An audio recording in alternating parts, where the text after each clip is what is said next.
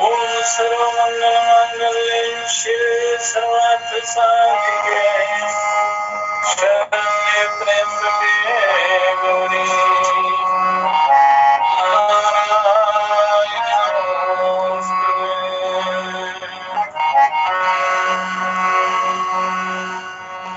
नमामि यामुनीनाथ लेखालिङ्कृतपुङ्गलां भवानी भवसन्तापम् निर्वापन सुधामणि।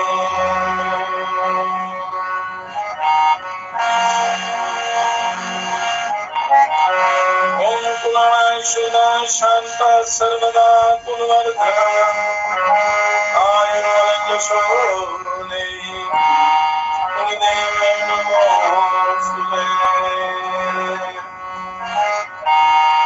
गुरुदेव नमोस्तुते।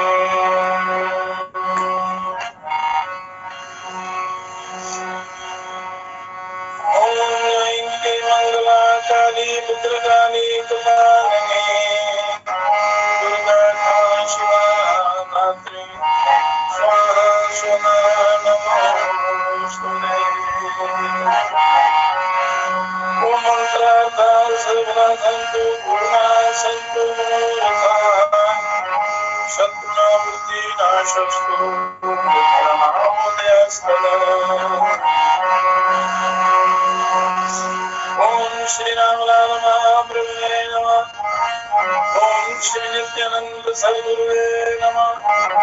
ओम श्री परमगुरुवे नमः। ओम श्री हरि भक्त चैतन्य सद्गुरुवे नमः। ओम श्री हरि प्रभु चैतन्य परम गुरुवे नमः। ओम श्री चंद्रभानु सद्गुरुवे नमः। ओम श्री सूर्यनाथ सिद्धि योगिने नमः। ओम गुरुदेवाय नमः। ओम मातृपितृ चरण कमले नमः। ओम इष्टदेवताभ्यो नमः। ओम शान्तिदेवताभ्यो नमः। ओम ग्रामदेवताभ्यो नमः। ओम सूर्यादिनवग्रहे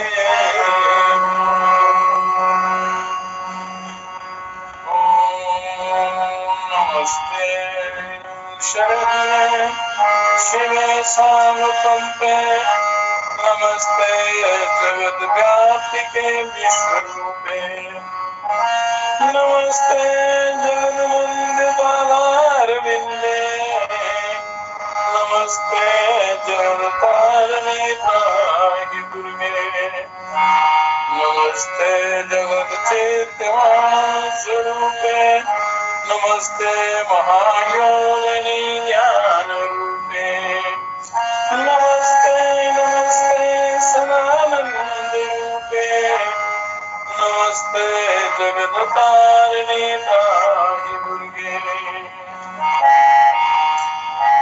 पार्थस्य दीनस्य कृष्णातुस्य भायातस्य भीतस्य बुद्धस्य यन्तो नाथस्य दीनस्य कृष्णातुरस्य भयातस्य भीतस्य बुद्धस्य यन्तो त्वमेका गतिर्देवि निस्तारकर्त्री नमस्ते जगत्तारिणे पाहि दुर्गे।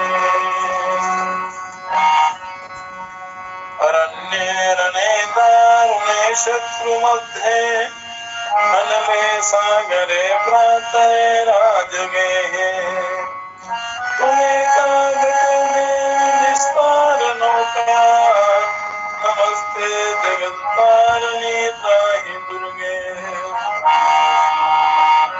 अपारे महादुष्कर्यकल्प घोरे विकट सागरे मध्यदेहवाना त्वमेका गतिर्देवि निस्तार हेतु नमस्ते जगत्तारिणे पाहि दुर्गे।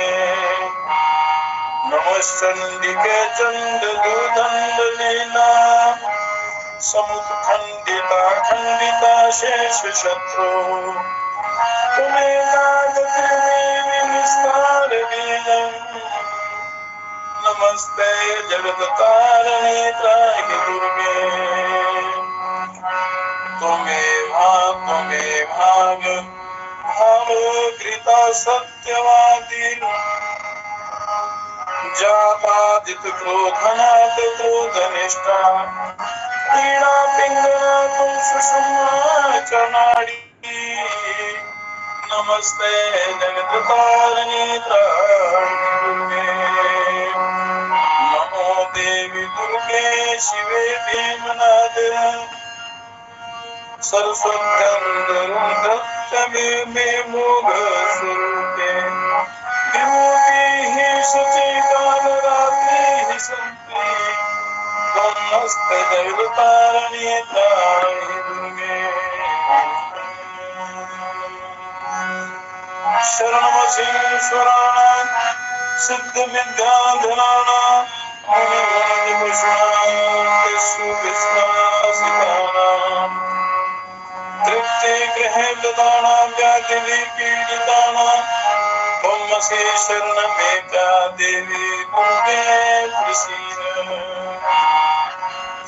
इदं स्तोत्रं मया प्रोक्तं मा उदाहरहेतुकम् त्रिसन्ध्यमेकसन्ध्यवा पद्मावतुरसन्ध्यः मुच्यते नात्र सन्देहो भुवि स्वर्गे रसातले सर्वे वायुभूतं एकं वायुभूतिर्भक्तिमानं सदा सा सर्वदुष्कृतं त्यक्त्वा प्राप्नोति परमं पदम् पद्मागस्य देवेशे किं न सिद्ध्यति भूतले स्तोरागम्यं देवी संक्षेपात् कथितं मया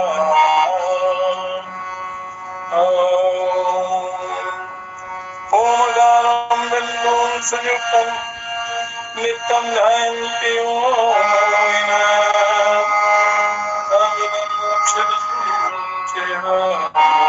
ओंकाराय नमः। ओम बुद्धस्तु पुस्तकधरा कुंकुमस्य समध्यते पीताम्बरधरा पातु दीपमाल्यानुलेपनः कटिचा पातु मे शिरोदेशं बुद्धस्तथा नेत्रे ज्ञानमया पातु श्रोत्रे पातु विशाप्रिया ज्ञानगन्धप्रिया पातु जिह्वां विद्याप्रदो मनः कंठ पातु बिलो पुत्रो बिलो पुष्पभूषणा वक्षा पातु पराङ्गस्य हृदयरोहिणी सुता नाभिं तु सुरातो मध्यं पातु खगेश्वरा जानो रोहिणी रोहिणी च पातु जंगे अखिला प्रला पादो में भोजना पातु पातु सौम्यो अखिलं पातु एतद्धि कवचं दिव्यं सर्वपाप प्रणाशनं सर्वरोग प्रशमनं सर्वदुःख निवारणं आयु आरोग्यं शुभदं पुत्र पौत्र प्रवर्धनं या पडेल सुनु यादव अपि सर्वत्र विजयी ओम नाम ब्रह्म सर्वधाय नमः ओम पूर्णमिदं पूर्णात् पूर्णमुदच्यते पूर्णस्य पूर्णमादाय पूर्णमेवावशिष्यते बुद्धो बुद्धिमतां श्रेष्ठो बुद्धिदाता धनप्रदा प्रियंगु कलिका श्यामा पंचनेत्रो मनोहरा पंचनेत्रो मनोहरा ग्रहोपमो रोहिण्य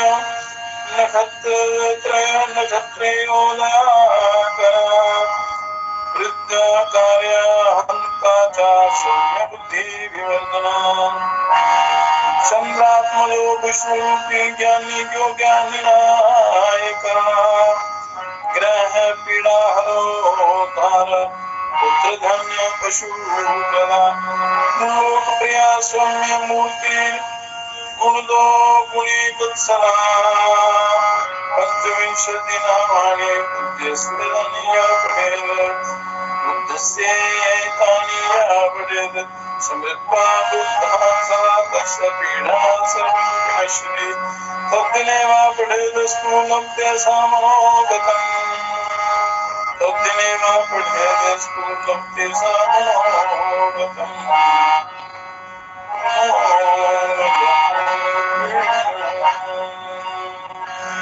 समृत्वा बुद्धः तस्य सदा तस्य पीडा सर्वा विनश्यति तद्दिनेव पठेत् स्थूलं तेषामनोगतम्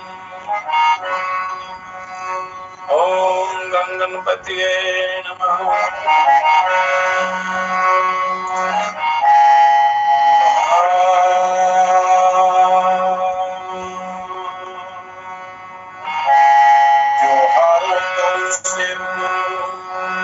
जो जीतो तो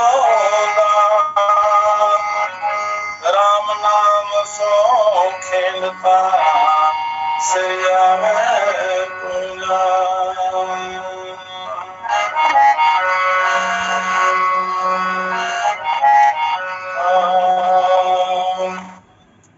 परम पवित्र आत्माओं, पुण्यात्मन सिद्ध योग सत्संग मंडल, साधनामय जीवन क्षेत्र में सत्य ज्ञान ज्ञानाचरण के दांत में यदि सदगुरु के सम्मुख हार भी जाए तो कोई बात नहीं, क्योंकि सदगुरु ही इस जीवन की नैया पार लगाते हैं। करता करे न कर सके, गुरु करे सो होए। 7 दीप नवखंड में श्री सदगुरु जी से बड़ा ना कोई। करता करे न कर सके तो गुरु करे सो।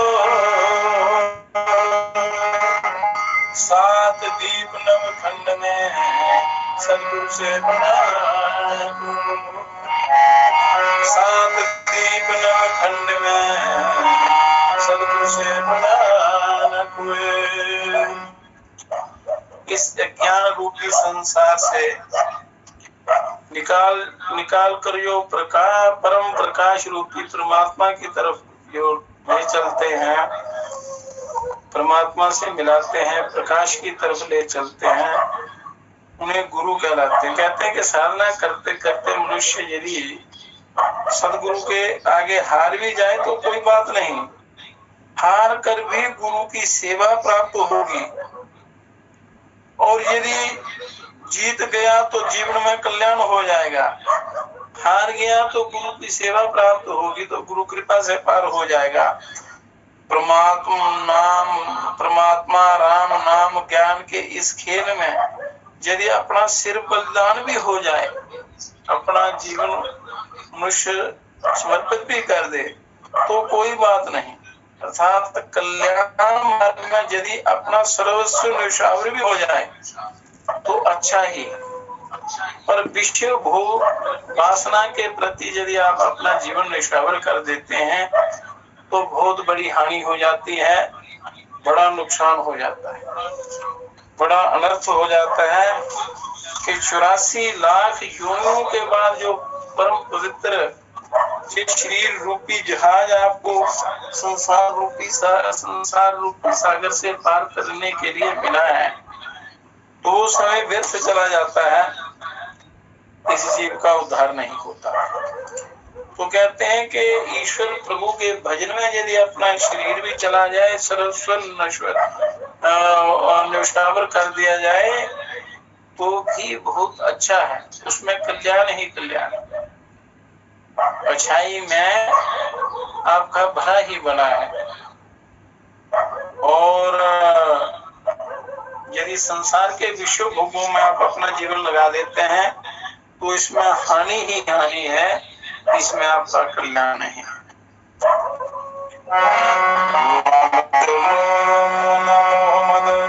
एक भला हरिजन ऐसा चाहिए जैसा बन का सिंह, हरिजन ऐसा चाहिए ऐसा बनता सिंह। संसार के जो विषय भोग वाले पदार्थ आदि हैं, जितने भी संसारिक पदार्थ हैं, उनका लोभ लालच तथा मोह अभिमान मत करो, क्योंकि ये नरक के बड़े 3 दरवाजे हैं। यही इस प्रपंच में मनुष्य को डाल देते हैं और फिर मनुष्य का इनसे छुटकारा नहीं होता। ये दबा लेते हैं, अपना गुलाम बना लेते हैं, उनसे कभी भी भला नहीं हो सकता। और परमात्मा प्रेमी भक्त तो जग में ऐसे मुक्त अकेला निष्प्रिय ही होना चाहिए, जैसे वन में विचरण करने वाला निर्भीक शेर घूमता है। ऐसे मनुष्य को काम क्रोध मद लोभ से रहित होकर विचरण करना चाहिए, निडर होकर। जो इन विषय विकारों के वश में नहीं होता, वो निर्भय रहता है। तूने पराना छूटी है ते सुन रे जीवे कबीर मन में दान में करी इंद्रियन सोचू। महान संत जी कहते हैं कि हे अज्ञानी जीव, तू ध्यान पूर्वक सुन, मन वाणी कर्म की एकाग्रता से सुन, साधना कर। इस प्रकार पड़े रहने से तेरा कभी छुटकारा नहीं हो पाएगा। और अतः सचेत हो जाओ और अपने जीवन रूपी मैदान में अपनी इंद्रियों रूपी शत्रुओं से युद्ध कर। इंद्रिय रूपी शत्रुओं को हरा, कि इंद्रियां ही इसमें फंसाते हैं संसार में। इन इंद्रियों के कारण ही मनुष्य संसार में हार जाता है।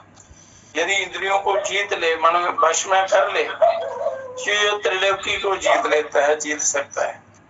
भावार्थ ये हुआ कि बली भांति अपनी इंद्रियों को वश में करके परमात्मा की साधना करो, इसी से कल्याण होगा।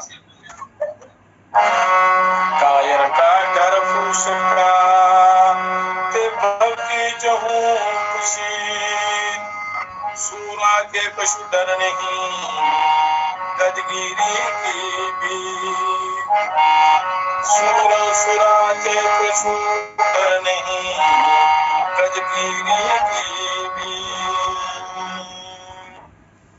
तो साधना क्षेत्र से भागने वाले अज्ञानी जो जप तप ध्यान साधना नहीं कर सकते, वहां से भागने वाले अज्ञानी का घर तो उसका बना हुआ जैसा है, और जो कि अस्वाहा हो जाती है। और परंतु उस संत को कुछ भी डर नहीं, जिसकी साधना स्थिति दृढ़ है, जो पक्का है साधना में, उसे किसी काल में कुछ भी भय नहीं। अर्थात साधक को साधना करनी चाहिए, साधक को किसी भी प्रकार का डर नहीं होता। कायर वही है जो साधना नहीं करता, जो आत्म के लिए, आत्म कल्याण के लिए प्रयत्न नहीं करता। तो सबसे बड़ा परमार्थ है आत्मोन्नति, आत्म ज्ञान, आत्म कल्याण। आत्मा की प्राप्ति का, ब्रह्म ज्ञान की प्राप्ति का प्रयत्न मनुष्य को करना चाहिए। भक्ति से कायर सेरी ताकवते सूरा माड़े पाम, शीश जीव दो दिया ते पीठ न आयागा। शीश जीव दो दिया ते पीठ न आयागा। यदि भक्ति साधना के संग्राम में प्रवेश करके भी भागने का मार्ग देखता रहता है, परंतु शूरवीर जिज्ञासु वहां अपने पांव जमा देता है। जो कायर है वो भागने की कोशिश करता है कि साधना में उसका मन नहीं लगता। जो सत्संग भी चलता है या कथा भी होती है, ज्ञान चर्चा चलती है, वहां से भी, उसके श्रवण से भी भागने का प्रयत्न करता है। कभी नींद में चला जाता है, कभी इधर उधर भाग जाता है, कभी और संसारिक बातें करने लग जाता है, पर बहाना बना के सत्संग से भागता है, वो कायर है। परंतु जो शूरवीर है, जो जिज्ञासु है, जो आलसी प्रमादी नहीं है, जिसको आत्म कल्याण की इच्छा है, वह वहां अपने पांव जमा देता है, ध्यान से श्रवण करके उस पर साधना पथ पर आगे बढ़ता है। वह वहां डटने का पूर्ण निश्चय कर लेता है और वह शूरवीर साधना क्षेत्र में अपना सिर और प्राण दोनों ही परमात्मा स्वामी को अर्पण कर देता है। तो परमात्मा के अर्पित करने उसका कल्याण ही कल्याण है, परंतु अपनी पीठ पर घाव नहीं लगने देता, अर्थात कायरता रूपी कलंक अपने शरीर के ऊपर नहीं लेता, अपने ऊपर नहीं लेता। वो कलंक, कायरता रूपी कलंक, वो साधना में डटा रहता है और उसका कल्याण भी होता है। भागी कहाँ को जाइए ते भयवारी घर दूर, तोहरी कबीरा खेतर हूँ डले आया भरपूर, तोहरी कबीरा खेतर हूँ डले आया भरपूर। साधना क्षेत्र से, तप क्षेत्र से भागते हुए, कायरों को सुबोधित करते हुए संत कबीर जी कहते हैं कि अरे मूर्ख, भागकर कहाँ जाओगे, क्योंकि अपना घर आत्म स्वरूप बहुत दूर है और भय भी बहुत भारी है। घर भी दूर है, भय भी बहुत भारी है। काम, क्रोध, मोह आदि शत्रुओं का दल पूरे जोर शोर से सामने आया है। तुम जीवन साधना के क्षेत्र में डटे रहो। कहने का तात्पर्य यह है कि भक्ति और ज्ञान से इन पर विजय प्राप्त करो, डटे रहो और विजय आपको प्राप्त हो जाएगी। पहले ही हथियार डाल देंगे तो विजय कैसे? इसलिए यत्न करते रहो। जो करते रहोगे जतन धीरे धीरे तो मिल जाएगा वो ब्रह्म धीरे धीरे। धीरे धीरे सही अभ्यास करने से, साधना क्षेत्र में डटे रहने से वो ब्रह्म की प्राप्ति हो जाती है। ये बिल्कुल सही बात है, सच्ची बात है, पूर्ण सत्य है। सती जो डर पे आग्नि आगिन ते सूरा सर ही डराए, हर जन भाग्या भक्ति सो देश धुनी ते जाए, हर जन भाग्या भक्ति सो देश धुनी ते जाए। यदि सती अग्नि से डर जाए और सैनिक तीर से डर जाए और परमात्मा प्रेमी भक्ति से दूर भागने लगे तो ये देश दुनिया निज धर्म के बाहर हो जाते हैं, देश धर्म दुनिया से, अर्थात इनके लिए फिर स्थान कहाँ पर है। अतः स्व धर्म पालन करते हुए साधना क्षेत्र में डटे रहना चाहिए। आपका जो शास्त्रानुसार कर्तव्य है उसका पालन करते हुए स्वधर्म में आपका जो कर्म कर्तव्य है उसमें डटे रहना चाहिए, उससे भागना नहीं है, बहानाबाजी करके छिपना नहीं है। छिप कर जाओगे कहाँ? कोई स्थान नहीं है बिना साधना के, बिना उसकी शरण के। मानुष भोजन में फिरा मानुष बड़ा सुखार, जाको देखत दिल गिरे तेता का बड़ा दुकान, जाको देखत दिल गिरे तेता का बड़ा दुकान। शूरवीर साधक को देखते हुए, खोजते हुए मैं इधर उधर बहुत फिरा। निसंदेह यहाँ मनुष्य तो बहुत हैं, परंतु जिसे देखकर हृदय प्रफुल्लित हो, जिसे देखकर मन में आनंद की प्राप्ति हो, हृदय प्रफुल्लित हो तथा मिलने को आतुर हो, उसका जहाँ पर बहुत अभाव है, अच्छे लोग, संत लोग मिलना बहुत कठिन है, दुर्लभ है। अर्थात साधना क्षेत्र में इंद्रियों को वश में किए हुए ज्ञानवान मनुष्य का यहाँ बहुत अभाव है। जिसने इंद्रियों को वश किया है, बाहर से सब दमन करते हैं और अंदर से सारे उनके व्यापार में लगे रहते हैं। तो इसलिए जो अंदर बाहर से जिसने इंद्रियों को जीता हुआ है, ऐसे लोग मिलना बहुत कठिन है। और जिन्होंने जीता हुआ है तो उनको दर्शनों से ही बड़ा मन को शांति मिलती है।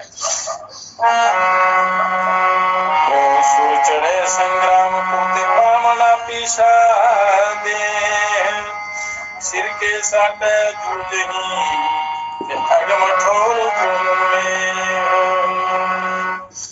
सच्चे जिज्ञासु जो हैं, सच्चे जिज्ञासु साधक साधना संग्राम में चढ़ जाते हैं। जो सच्चे श्रोता हैं वो मन वाणी कर्म की एकता से सच्चा ज्ञान सुनते हैं, फिर उस पर जो बताया जाता है उसका अभ्यास करते हैं, उस पर चलते हैं, उसका मनन करते हैं, उसका निधि ध्यान करते हैं, अभ्यास करते हैं और फिर वे पांव पीछे नहीं हटाते, अब तो आगे बढ़ते ही जाते हैं। वे अपने सिर को भी दांव पर लगाकर जूझते ही रहते हैं, डरते नहीं। साधना में समर्पित हो इंद्रियों को वश में किए रहते हैं और अपने परम लक्ष्य मोक्ष को प्राप्त करते हैं। ऐसा शूरवीर चाहिए, सच्चा जिज्ञासु चाहिए। पर लोग पहले श्रवण ही नहीं करते तो आगे का मार्ग कैसे होगा? सुनना कोई नहीं चाहता। विषय भोग संबंधी बातें करो तो लाखों लोग दौड़ पड़ेंगे, पर यदि अपने कल्याण की बात करें, उस परमात्मा के सच्चे ज्ञान की बात करें तो बहुत कम लोगों का मन उधर लगता है, क्योंकि वो इंद्रियों के गुलाम बने हुए हैं, विषयों के गुलाम बने हुए हैं। इसलिए वो गुलामी मन स्वतंत्रता नहीं होने देता।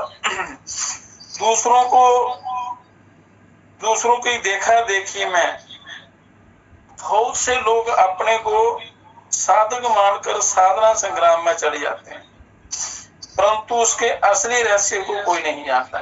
देखा देखी में बहुत लोग चल पड़ते हैं, परंतु हृदय से जो लगता है, अंतःकरण की बड़ी गहराई से जो उस परमात्मा में लगता है, बड़ी परम तीव्र जिज्ञासा से जो परमात्मा की तरफ लगता है, उसका तो कहना ही क्या है।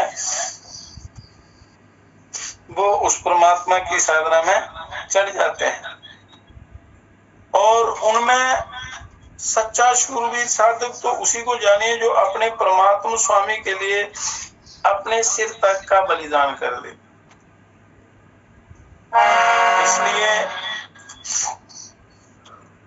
मनुष्य को चाहिए कि जो इसे इतना अनमोल समय मिला है, इसका सदुपयोग करते हुए अपने इस दिव्य जीवन को सफल बनाए, इसी जीवन में परम पद को प्राप्त कर ले, अन्यथा हजारों करोड़ों जन्मों तक भटकना पड़ेगा। ऊंचा तरवर गगन फरत पंखी मुआ, बहुत सियाने बची गए फल लागत है दूर। आत्म ज्ञान अध्यात्म साधना रूपी वृक्ष तो बहुत ऊंचा है और इसका परमार्थ रूपी फल भी आकाश में लगा है, परंतु संसारिक विषय फल का भोगी मन इसे पाए बिना भूखा ही मर गया। बहुत से चतुर चालाक लोग जो हैं वो सतगुरु की सत्संगति के बिना यूं ही मर मिटे, परंतु दूर लगे इस फल को ना पा सके। कहने का तात्पर्य यह है कि सदगुरु के सत्संग और स्वाध्याय साधना के बिना आत्म ज्ञान रूपी फल की प्राप्ति संभव नहीं है। इसलिए मनुष्य को गुरु की शरण में जाकर उस दिव्य ज्ञान को प्राप्त करना चाहिए, ब्रह्म ज्ञान को प्राप्त करना चाहिए, नहीं तो बड़ा अनर्थ हो जाता है। हरि का गुण अति कठिन है, ते ऊंचा बहुत अकथ्य। सिर काटी पग तर धरै, तब जा पहुँचे अथ। तो परमात्मा का स्वाद रूपी साक्षात्कार अत्यंत ही कठिन है, और ये इतना दूर है कि शब्दों में कहा नहीं जाता, कहा जाना असंभव है। इस पर पूरा जीवन निशावर कर दिया जाए, तब कहीं ये मनुष्य इसको प्राप्त कर सकता है।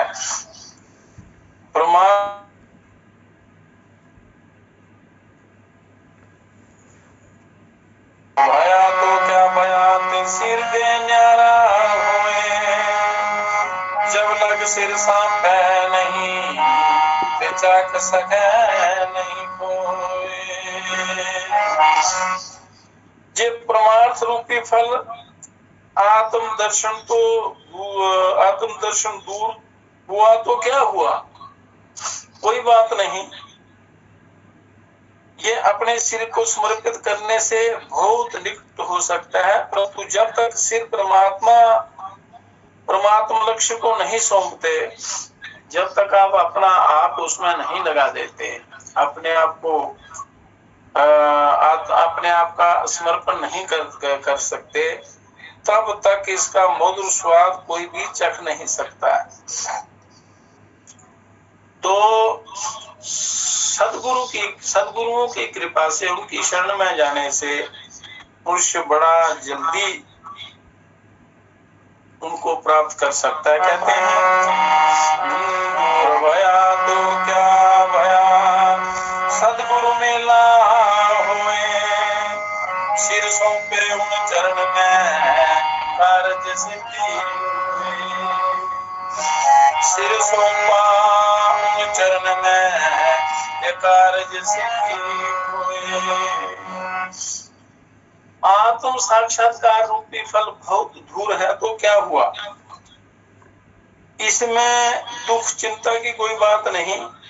बस किसी प्रकार सदगुरु से मिलन हो जाए, जो सदगुरु जिन्होंने ईश्वर का साक्षात्कार किया है और यो ईश्वर का सच्चा मार्ग बता सकें, उन तक पहुंचा सकें, उनसे मिलन हो जाए, तो फिर उनके श्री चरणों में अपना सिर सौंप कर और उनके उपदेशित ज्ञान उपदेश का, जो गुरु लोग उपदेश करें, जो मार्गदर्शन करें, उनके उपदेश का आचरण करने से निसंदेह निज कार्य सिद्ध हो जाएगा, आप ब्रह्म को प्राप्त कर लेंगे, इसमें कोई संशय नहीं। तो इसलिए परमात्मा ने जो ये दिव्य जन्म दिया है, इसके द्वारा आपने उस परमार्थ वस्तु परम ब्रह्म को प्राप्त करना है। कल हंस गीता का वर्णन हुआ था, आज नारद गीता का वर्णन है। उसमें भी यही ज्ञान दिया है कि मनुष्य को समय को बर्बाद ना करते हुए आत्म ज्ञान की तरफ बढ़ना है, आत्म कल्याण की तरफ बढ़ना है, ईश्वर की प्राप्ति करनी है इसी जन्म में, नहीं तो करोड़ों जन्मों का चक्र पड़ जाएगा। तो सुखदेव जी को नारद जी द्वारा वैराग्य और ज्ञान का उपदेश देना, इसको नारद गीता कहते हैं। भीष्मोवाच एतस्मिन्नन्तरे शून्ये नारदः समुपागमत, शुक्रं स्वाध्याय निरतं वेदार्थानां वक्तुर अवसिप्तान्। भीष्म जी कहते हैं कि हे युधिष्ठिर, व्यास जी के चले जाने के बाद उस आश्रम में स्वाध्याय प्राण सुखदेव से अपना इच्छित वेदों का अर्थ कहने के लिए देव ऋषि नारद जी वहां पधारे। तो नारद जी कल्याण की, जीवों के कल्याण की इच्छा से लोक लोकांतर में घूमते रहते हैं और ज्ञान की वर्षा करते रहते हैं। देव ऋषि तू शुको दृष्ट्वा नारदं समुपस्थितं, अर्घ्य पूर्वेन विधिना वेदोक्तनाभ्य पूज्यत। देव ऋषि नारद जी को वहां आया देखकर सुखदेव जी ने वेदोक्त विधि से अर्घ्य आचमन देकर उनका पूजन किया, उनको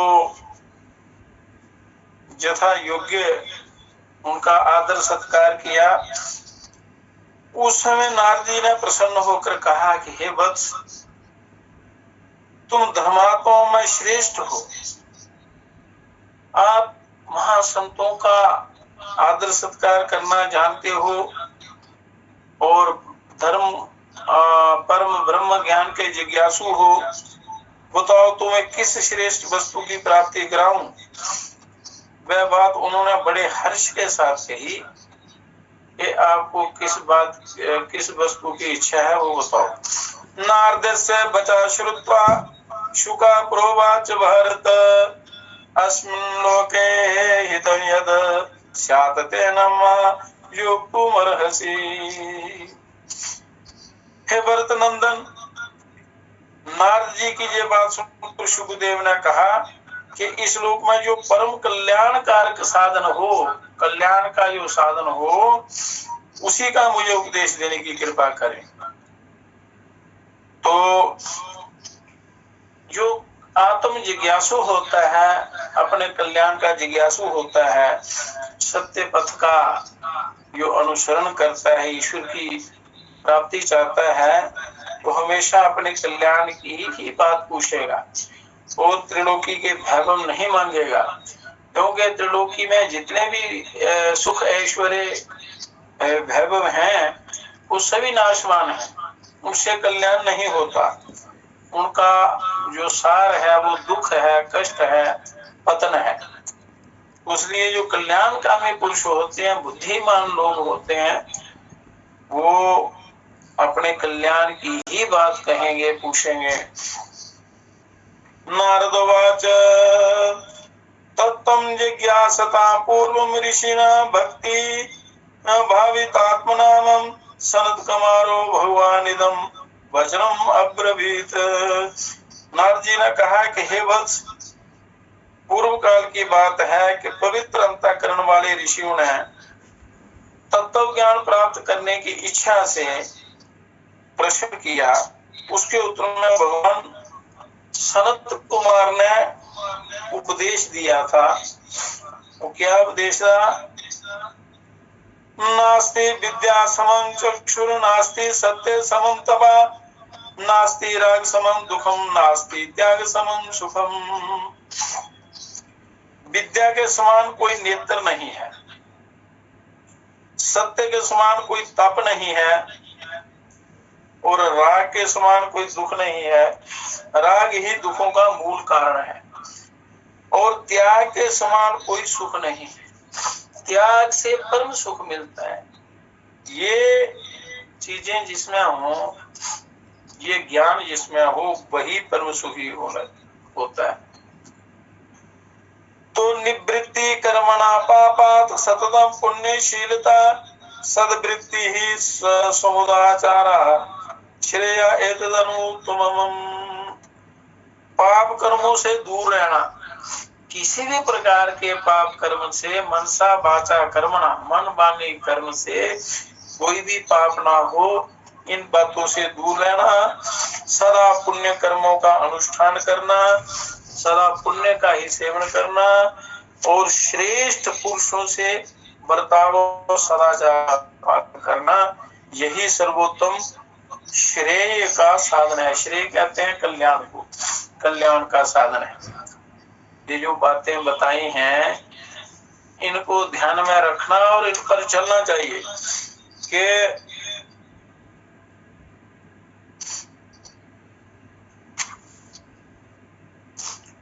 कभी भी मन मानी कर्म से किसी प्रकार की हिंसा नहीं करना, कोई पाप नहीं करना, इनसे दूर रहना।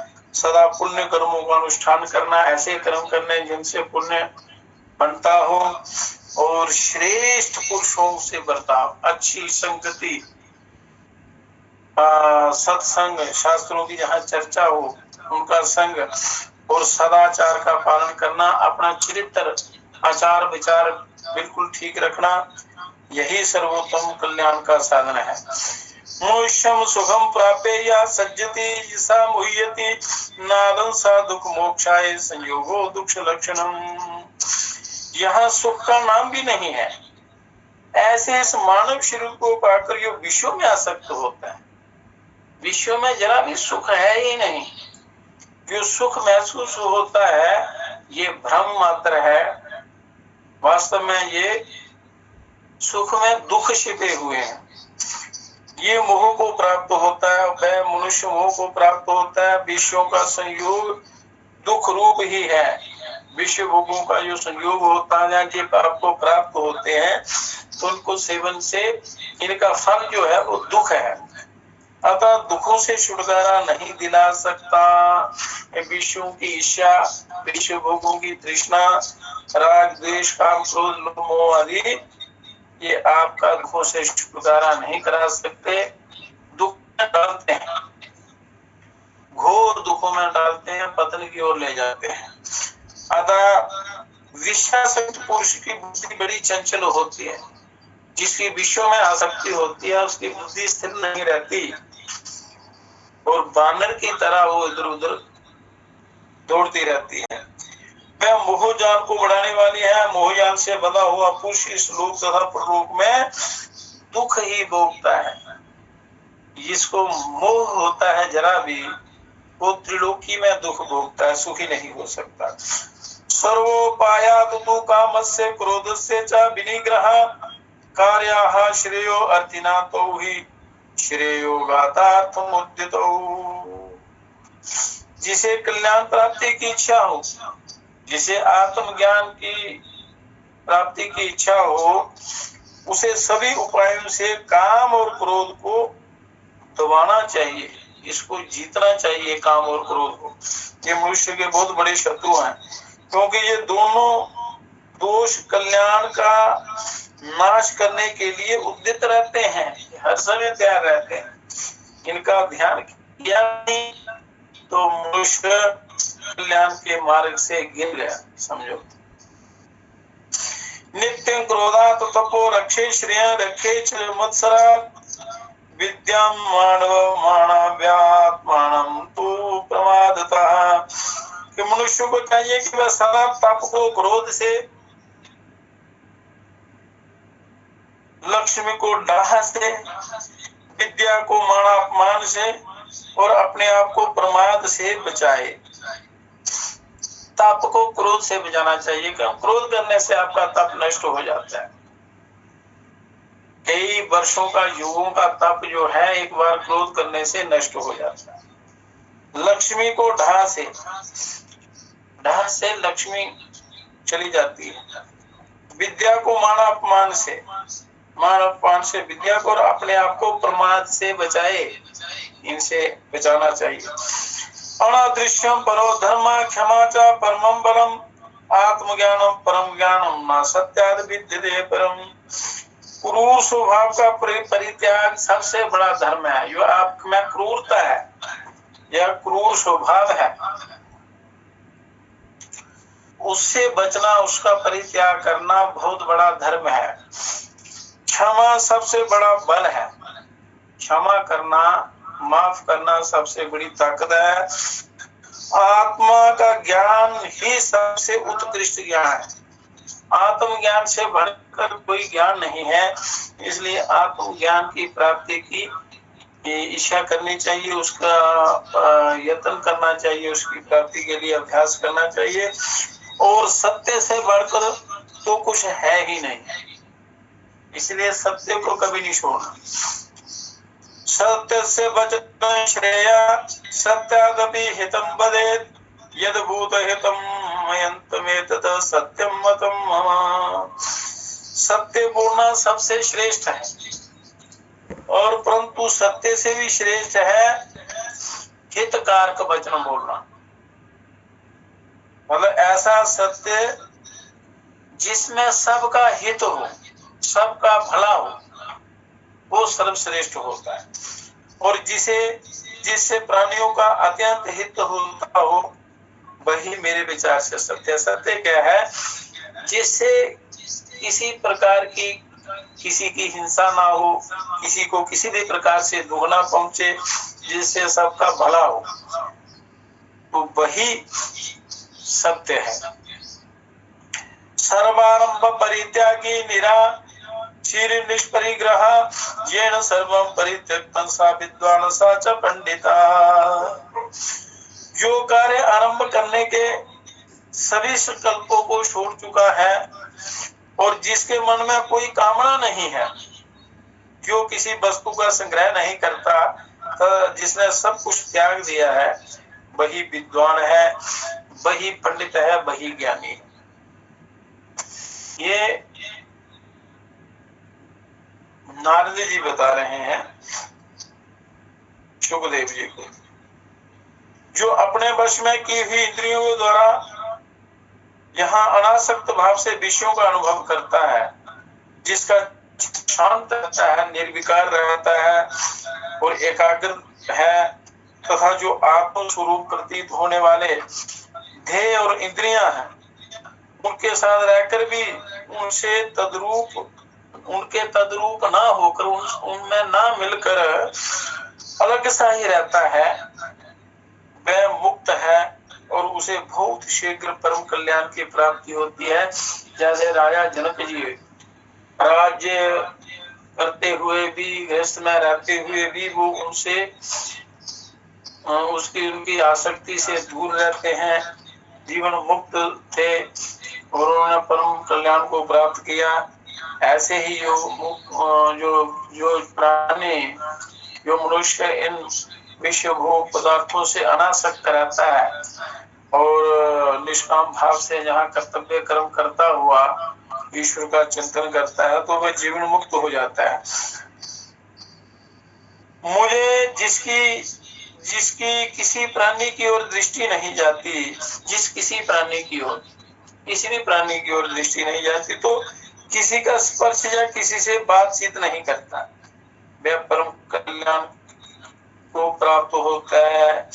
कि जिसकी किसी प्राणी की ओर दृष्टि नहीं जाती और जो किसी का स्पर्श या किसी से बातचीत नहीं करता, वह परम कल्याण को प्राप्त होता है, उसको परम शांति मिलती है, वो परम ब्रह्म की प्राप्ति का अधिकारी है।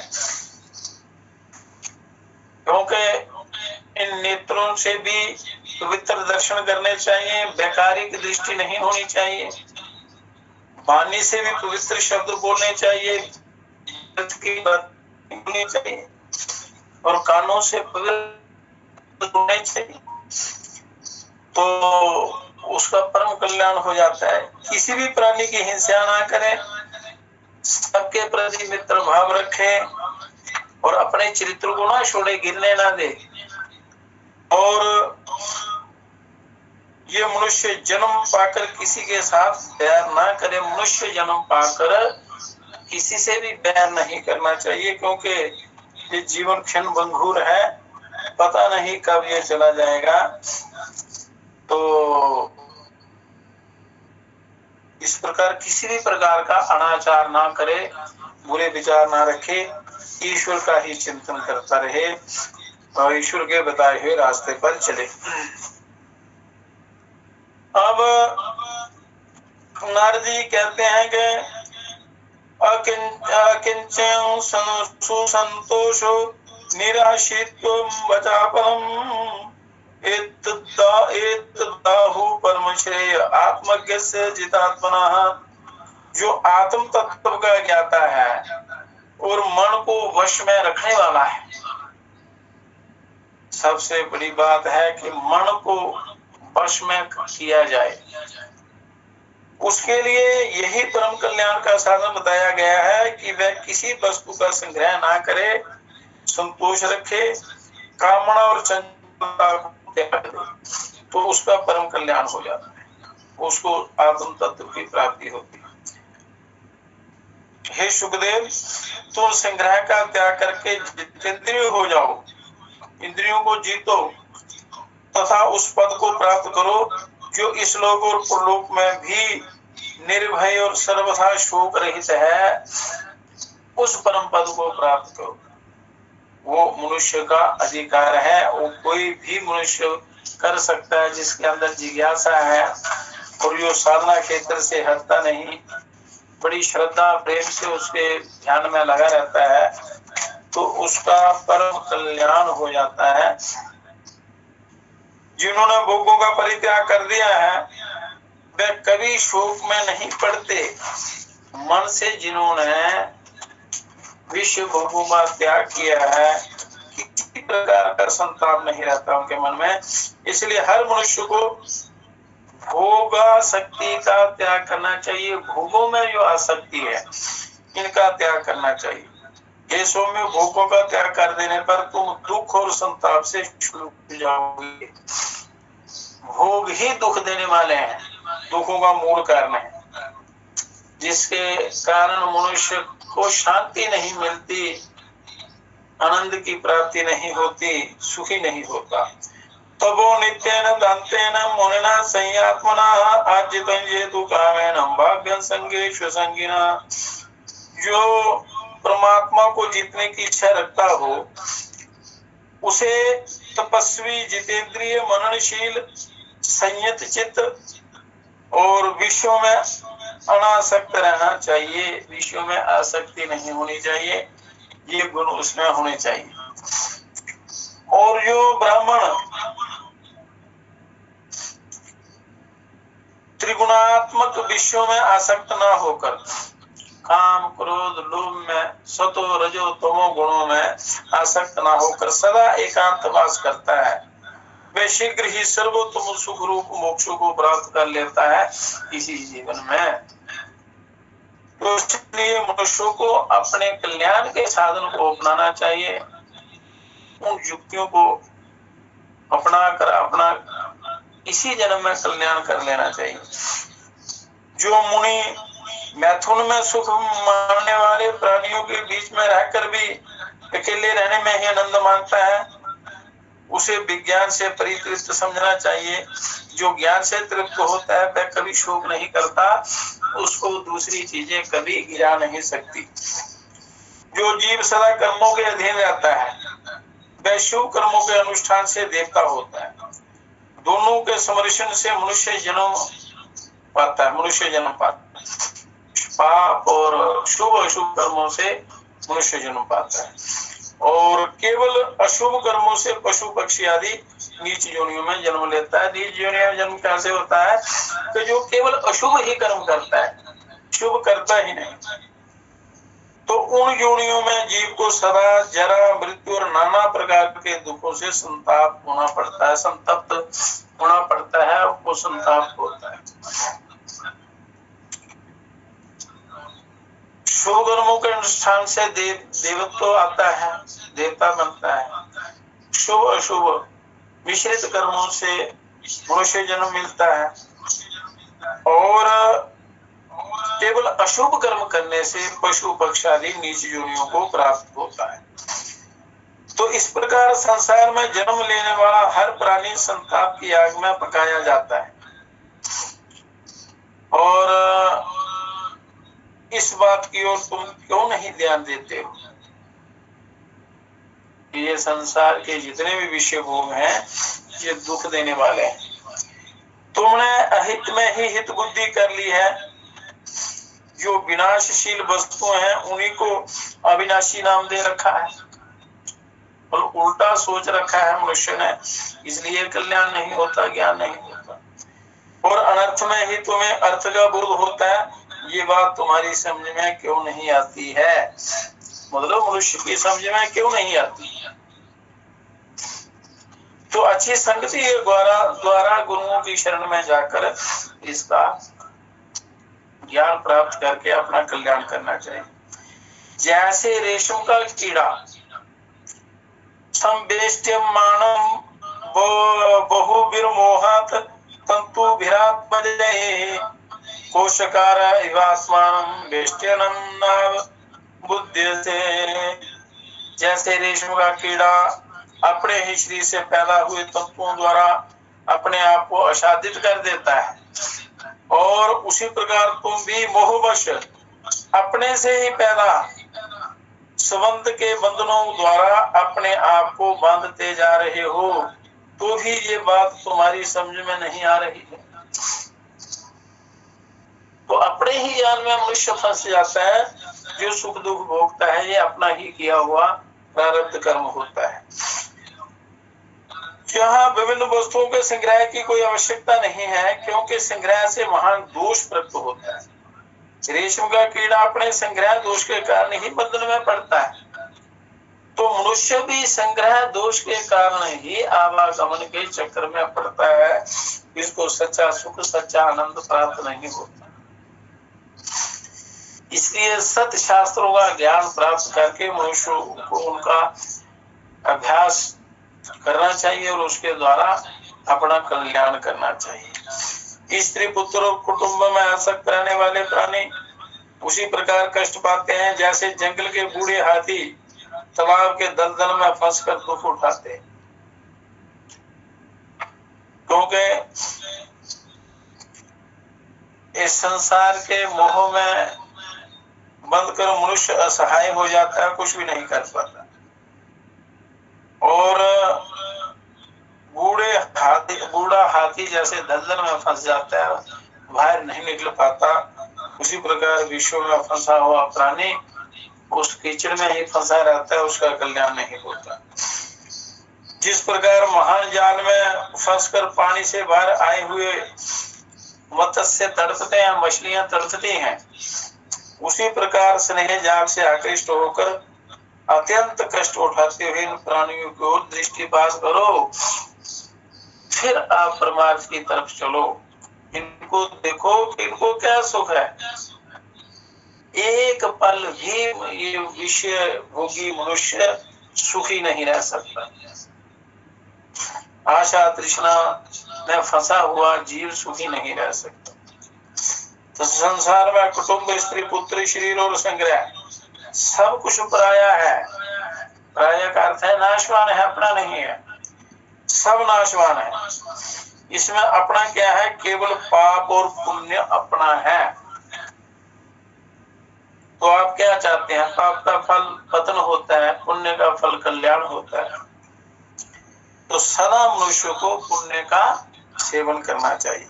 यदा सर्वं परित्यज्य गंतव्यम श्वेणम ते अनर्थे किं प्रसक्तस्त्वं स्वधर्मं नानुतिष्ठसि। जब सब कुछ छोड़कर तुम्हें यहाँ से विवश होकर चल देना है, यदि संग्रह ही आप करते हैं तो संग्रह को भी यहीं छोड़कर आपको विवश होकर जाना ही पड़ेगा। तब इस अनर्थमय जगत में क्यों आसक्त हो रहे हो? अपना कल्याण क्यों नहीं करते? अपने वास्तविक अर्थ मोक्ष का साधन क्यों नहीं करते हो? ये सब मनुष्यों को करना चाहिए। तो अनेक प्रकार के साधन दिए हैं शास्त्रों में, और गुरु मिल जाए तो वो बहुत ही सरल सीधा छोटा रास्ता बताकर मनुष्य का कल्याण कर देते हैं। तो जहाँ ठहरने के लिए कोई स्थान नहीं, कोई सहारा देने वाला नहीं, राह खर्च नहीं, अपने देश का कोई साथी अथवा राह बताने वाला नहीं है, जो अंधकार से व्याप्त और दुर्गम है, उस मार्ग पर तुम अकेले कैसे चल सकोगे? बिना धर्म के, बिना परमार्थ के, बिना साधना के। तो ये विचार करो, ये विचार करके अपने समय को बर्बाद मत करो और ईश्वर की प्राप्ति में लग जाओ, ना अपने कल्याण में लग जाओ। ना ही त्वं प्रस्थितं कश्चित् पृष्ठतो अनुगमिष्यति सुकृतं दुष्कृतं च त्वं यास्यन्त्यन्मनुयास्यति। जब तुम परलोक की राह लोगे उस समय तुम्हारे पीछे कोई नहीं जाएगा। जिनके साथ आप बड़ा प्रेम रखते हो, राग करते हो, आसक्ति रखते हो, कोई आपके साथ नहीं जाएगा। केवल तुम्हारा किया हुआ पुण्य या पाप ही वहां जाते समय तुम्हारा अनुसरण करेगा। इसलिए पुण्य कमाने का यत्न करो। परमात्मा की प्राप्ति के लिए ही विद्या, कर्म, पवित्रता और अत्यंत विस्तृत ज्ञान का सहारा लिया जाता है। और जब कार्य की सिद्धि हो जाती है, मतलब परमात्मा की प्राप्ति हो जाती है, तब मनुष्य मुक्त हो जाता है। तो फिर इस चक्कर में वो दोबारा नहीं पड़ता। निबंधनी रज्जुरेशा जागरा में बस्तो रति चित्त वेता सुकृतो जानती नैना सिद्धति सिद्धंती दुष्कृता। गांव में रहने वाले मनुष्य की विश्व के प्रति जो आसक्ति होती है वह उसे बांधने वाली रस्सी के समान है। पुण्यात्मा पुरुषों से काटकर आगे परमार्थ के पथ पर बढ़ते बढ़ते जाते हैं, और किंतु जो पापी हैं वह उसे नहीं काट पाते। इसलिए मनुष्य को पुण्यवान बनना चाहिए। रूप कृता मन श्रोता स्पर्श द्वीपा रसावहामं गंध पंका शब्द जालम स्वर्ग मार्ग दुरावहामं क्षमारित्रा सत्यमय धर्मस्थायर भटारकामं त्यागवाता ध्वगाम दोभागाम शीघ्रान नवतार्यायतान नदी तरेत। ये संसार एक नदी के समान है जिसका उपादान या उद्गम सत्य है, रूप इसका किनारा है और मन इसका स्रोत है, और स्पर्श दीप और रस ही प्रवाह है। गंध उस नदी का कीचड़ है, शब्द जो है वो जल है, और स्वर्ग रूपी दुर्गम घाट है। शरीर रूपी नौका की सहायता से उसे पार किया जा सकता है। ये शरीर रूपी रथ जो आपको मिला है, जहाज, शरीर रूपी नौका मिली है, इससे मनुष्य उस संसार रूपी सागर से पार हो सकता है। और क्षमा इसको खींचने वाली लगी और धर्म इसको स्थिर करने वाली रस्सी है। यदि त्याग रूपी अनुकूल पवन का सहारा मिले और तो इस शीघ्र गामिनी नदी को पार किया जा सकता है, और इसे पार करने का अवश्य प्रयत्न करे मनुष्य।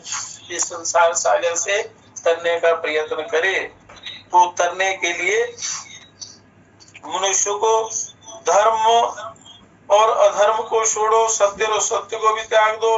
उन दोनों का त्याग करके जिसके द्वारा त्याग करते हो उसको भी त्याग दो। संकल्प के त्याग द्वारा धर्म को, लिप्सा के अभाव द्वारा अधर्म को भी त्याग दो। फिर बुद्धि के द्वारा सत्य और सत्य का त्याग करके परमात्म तत्व के निश्चय द्वारा बुद्धि को भी त्याग दो। ये शरीर 5 भूतों का घर है, पृथ्वी जल अग्नि वायु आकाश। इसमें हड्डियों के खंभे लगे हैं, नस नाड़ियों से बंधा हुआ है, रक्त मांस से लिपा हुआ है और चमड़े से मड़ा हुआ है। इसमें मलमूत्र भरा हुआ है जिससे दुर्गंध आती रहती है, और ये बुढ़ापा और शोक से व्याप्त रोगों का घर, दुख रूप रजोगुण रूपी धूल से ढका हुआ और अनित्य है। अतः तुम्हें इसकी आसक्ति को त्याग देना चाहिए। इसकी शुद्धि के द्वारा जो युक्तियां हैं, इस शरीर को पवित्र रखते हुए इसके द्वारा अपने उस परम पद को, ईश्वर को प्राप्त करना है। ये शरीर है तो नाशवान, पर मिला है आपको कल्याण की प्राप्ति के। तो इसमें आसक्ति, इसमें अनासक्त होकर, मतलब इसमें आसक्त ना होकर आसक्ति त्याग कर परमार्थ के पद पर आपने चलना है। इसके द्वारा धर्म कमाना है, ईश्वर की प्राप्ति करनी है। तो ये संपूर्ण चराचर जगत पंच महाभूतों से पैदा हुआ है, और इसलिए महाभूत स्वरूप है। जो शरीर से परे है वह महत्त्व अर्थात बुद्धि, 5 इंद्रियां, 5 सूक्ष्म महाभूत, 5 तन्मात्राएं, 5 प्राण तथा सत्व रजो तम आदि गुण, इन 17 तत्वों का समुदाय का नाम अव्यक्त है। 17 तत्वों का जो समुदाय है उसका नाम अव्यक्त है। इसके साथ ही इंद्रियों के 5 विषय हैं, शब्द, स्पर्श, शब्द, रूप, रस और गंध। और मान और अहंकार, इन संपूर्ण महाव्यक्त को मिलाने से 24 तत्वों का समूह होता है, जो उसे व्यक्तमय समुदाय कहा गया है। तो इसको भली प्रकार जानकर मनुष्य को अपने कल्याण के उपाय में लग जाना चाहिए। जो समय मिला है आपको उसका सदुपयोग करना चाहिए। तो इन 24 तत्वों से जो संयुक्त है उसे पुरुष कहते हैं। जो पुरुष धर्म, अर्थ, काम, सुख, दुख और जीवन मरण के तत्व को ठीक ठीक समझता है, वही उत्पत्ति और प्रलय के तत्व को भी असली रूप से जानता है। तो इसलिए जितने ज्ञान के संबंध में जितनी बातें हैं उन्हें परमात्मा से जानना चाहिए। जो पदार्थ इंद्रियों के द्वारा ग्रहण किया जाता है उन्हें व्यक्त कहते हैं। व्यक्त और अव्यक्त किसको कहते हैं?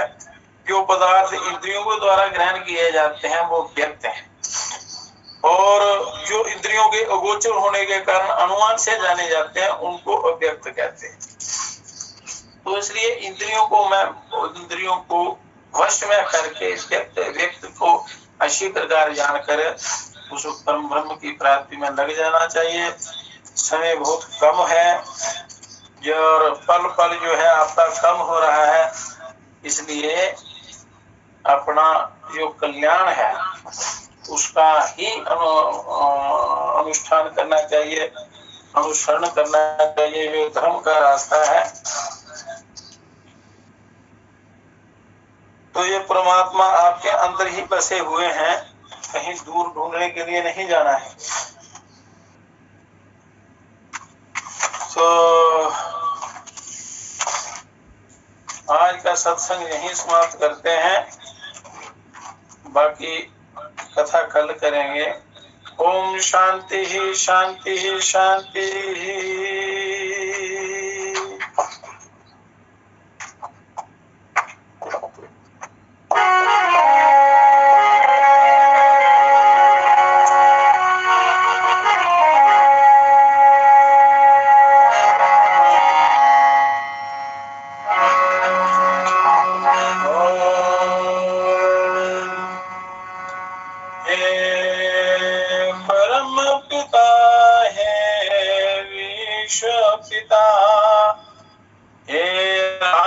पिता है जगदाधार, हे करुणामय दीन दयालो, पूर्ण गुरु है अपरंपार, हे महेश अब शीघ्र कृपा कर, हमें दीजिए योग विचार, मानवता के प्रेरक बनकर, नाथ करें सुखमय संसार। हे परम पिता है विश्व पिता, हे राष्ट्र पिता है जगदाधार, हे राष्ट्र पिता है जगदाधार।